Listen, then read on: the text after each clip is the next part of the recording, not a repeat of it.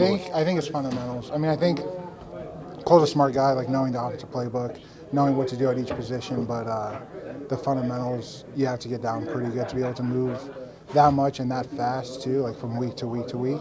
But he's got it. He's doing a hell of a job, and he's going to continue to get better. I know you've been more locked in here, but in your past, you've been floating all over the place. I mean, do you enjoy that, the versatility, or is it really hard? Yeah, I think it's tough. I think there's some enjoyment. There's some like fun aspects to it. There's challenges that are enjoying.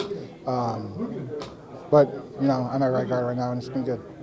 Yeah, I mean, do you feel like you can settle in? I mean, do you feel like you're settled in more often than past seasons? Yeah, definitely more often than past seasons. It's just like continuing to get better, continue to work, find your groove, and stay in it, and keep it going. One last one. What does it say about this group that you can plug and play so many different guys and have at times this year? Yeah, it's pretty cool. I don't think it's super common to have on lines to have a couple guys that can move spots relatively easily. To have a group like that really just shows that the guys are bought in, invested in, like putting the team above themselves, which is great to see. Thanks, man. Yeah, And appreciate one more from me. You guys ran the ball 47 times last week. That, as an offensive line, has to be what you guys are looking for. Yeah. Not 47 every week, but to carry the momentum, right? Yeah, no, it's great. I mean, as an offense, we love to win, and we love to score points. And if that means running the ball or passing the ball, then that's great.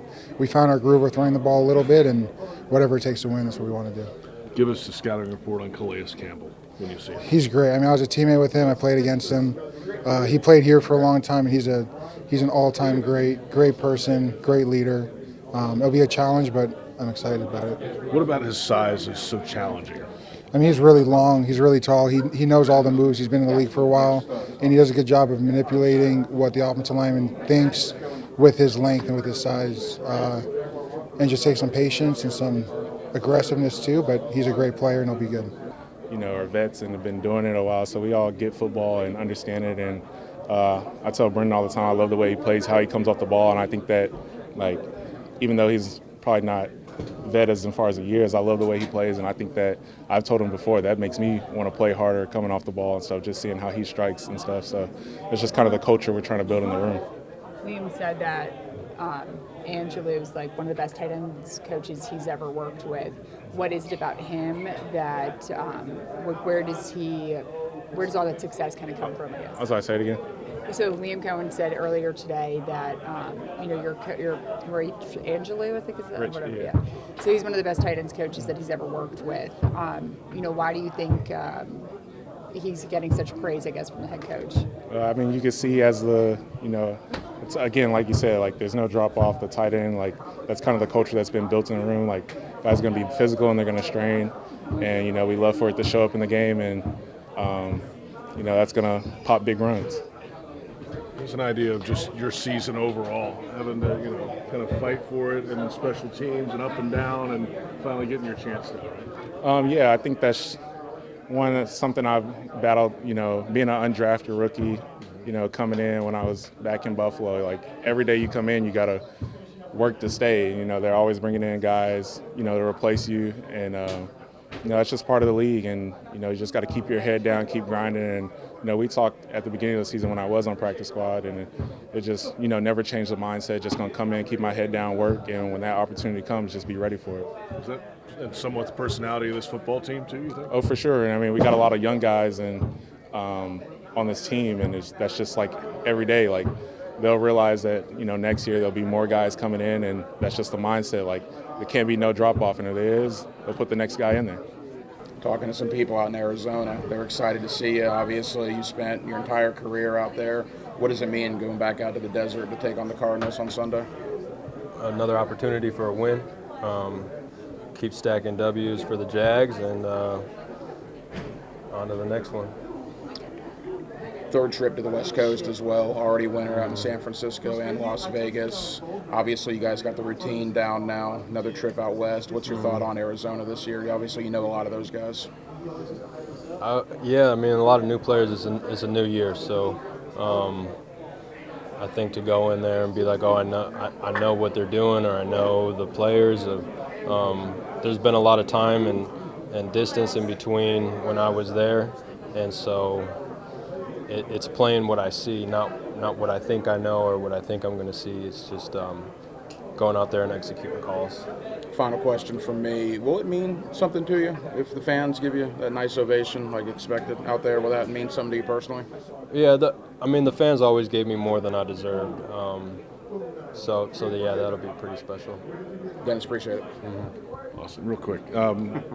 But that organization kept believing in you, even with the injury stuff going on. That has to go a long way for what they felt about you and the way you feel about that group, right?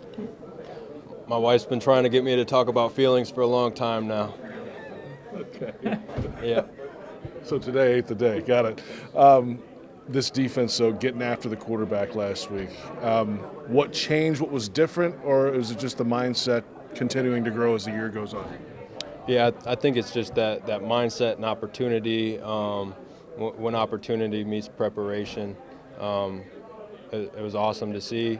That was last week. We're focused on Arizona this week, and we're excited for the opportunity. What's the challenge with Brissett? I mean, obviously throwing it a bunch last week, completing a bunch, trying to get back in that game, but the guy's been at it for a little while now in the league. Yep, I feel like he's fairly close to a coach playing a position in terms of he knows the progression, he knows exactly kind of where the read should be, and his timing's impeccable, and then if it's not there, he's got his check down, and they've been able to create quite a few yards on just check down plays and stuff, just being able to kind of keep chunking away down the field.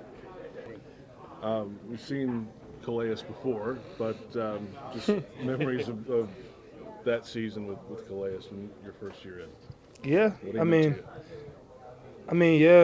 Calais was a big influence in my career, coming in as a rookie and being with a guy that's been playing at a high level for so long, and I wants to give the knowledge off, and somebody that is myself that wanted to receive it. It was awesome to be a part of, and I'm very thankful for him. But being on the opposite side of him and playing against him, I don't like it. I'm gonna keep it at that. How do you make sure that you guys keep the standard of what you guys set last week against the Chargers going as you get through the last 7 weeks? I think it starts in practice. I think that week started in practice. We didn't just wake up Sunday and was like, we're going to play as hard as we can. No respect, but it started in practice. And I think today we had a good focus. Coach Cohen took care of us today on, having us with hats, take care of our bodies so we can come out tomorrow and fly around. So that's a plus. But today was very focused. Guys was locked in. Guys were communicating. And guys were just doing what they were supposed to do. And so that's a good start to the week.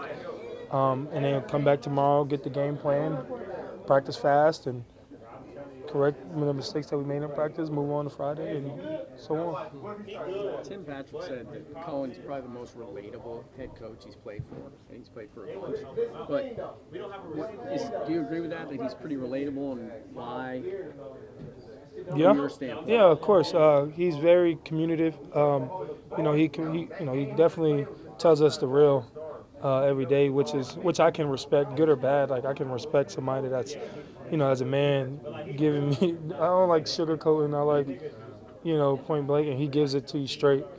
And for me, I can do nothing but respect that. So when he talks with the conviction of when we lost or when we won, it's like, it's coming from the heart, and I respect that a lot. I've had a lot of coaches in my. That was so disrespectful, Jordan Lewis. Jordan Lewis threw that hat at me. Can you believe that? Jordan Lewis, you savage. You savage. Yes, I'm gonna sue you. But yeah, I've had a lot of coaches in my career here, and he's definitely the youngest, which kind of helps.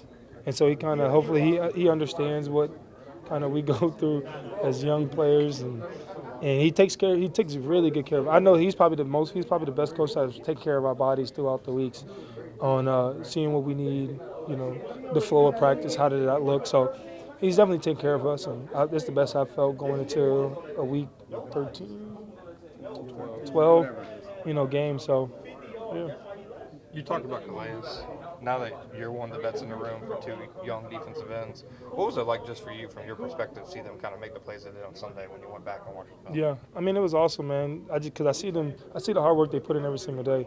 Those are some rooks that know their role and that just accept it, that come in take advantage of every opportunity that they can, and want to make those plays as soon as they get on the field. Like, they know they're not going to get 30, 40, 50 snaps a game. They know they may only get 5, they may get 10, they may get 3. That every opportunity they do get out there, they're going to make the best of it, and it's showing. So hopefully they continue to play more, and we get a good, better rotation going to get them to play in and play fast, physical, and relentless like they always done. Would you even want to play as long as Calais? If I'm getting paid.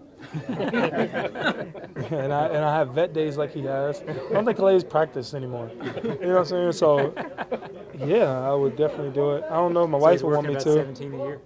About 17 days a year? Yeah. Yeah, I'd say probably like 23. He'll probably do a play here and there. But, yeah, when you get – yeah, especially play with his back, you know what I'm saying? He got excuses to where he can take it off and stuff. So, but much respect to him. It's hard to do that. Mercedes Lewis is doing the same thing. You know what I'm saying? You got Aaron Rodgers, quarterback, different position, but kickers that are 50 years old. That don't practice. That's what it is. You don't practice. Are you surprised he's still playing? I mean, No. No? Man, the conversations that we've had when he was here about what he wants at this point of his career, he wants to see his kids, watch him play, to be out there when he makes the Pro Bowl, when he is All-Pro, when he's around the guys, being in the locker room. Like, those are the memories that he wants his kids to have. And, his son's old enough to not kind of start to be around the guys and understand what he does. And I know Calais is living that up right now. Is there one singular thing that you still have Calais in your mind sometimes when you're working out, practicing, anything? I mean, is there anything that he taught you that comes? Okay. Yeah, man. I remember he was wearing that weird, Brent. That was getting me a little bit. But yeah, it could be me. I'm the problem. I was on your wavelength there, but he took it weird too. Yeah. But no, I got what you were saying at the end of the day. But yeah, though, I remember coming into the last preseason game. I had a cast on my hand, broke my hand or something. I don't remember. I broke my hand. I had a cast on, and I wasn't playing well. And he kind of sensed that about me going into that game. And then I remember just sitting on the bus. He looked back at me and was just like, Josh, if you was a dog in college, you can be a dog in the league. And then it took those words to realize, damn, you're right. And then I just went crazy that game, and then that kind of propelled me to the rest of the season, starting against Kansas City, knowing I'm finna whoop the guy, Eric Fisher or whoever the tackles was, and I went out there and proved it. And then that gave me even more confidence to go out there and to play fast week in and week out. What are some priorities against this Arizona offense? Yeah. They got a bunch of backup guys going, banged up a little bit, backup quarterback. Mm-hmm. I mean, hey! Calm that down, bro.